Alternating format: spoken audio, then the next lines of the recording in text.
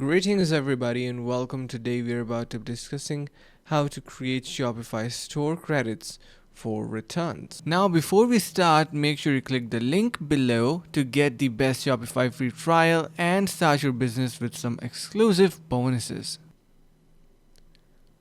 Alright, so first of all what you're going to do is to create store credits for returns. You're going to search in here for store credit. Let me quickly do that.